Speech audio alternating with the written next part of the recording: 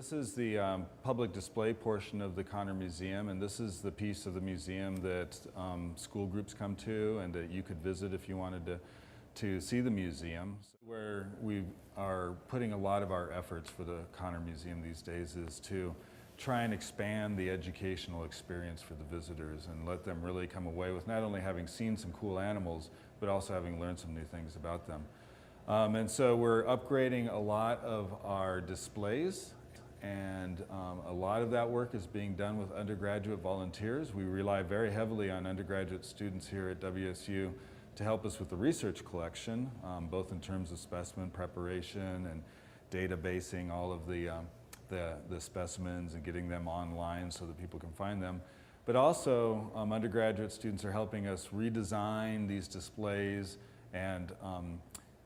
build displays that focus on some sort of question that's of interest to them.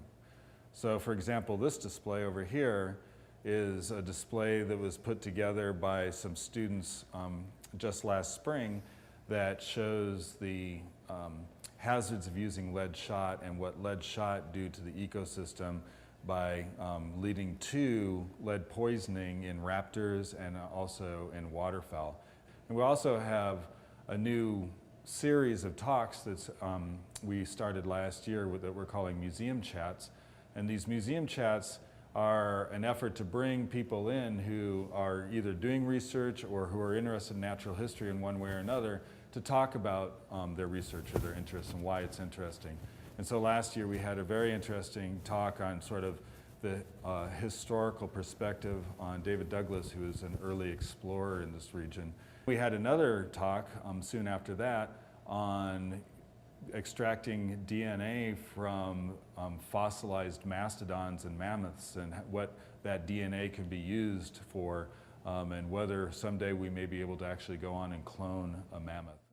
Another important component of our public education work here at the Connor Museum is to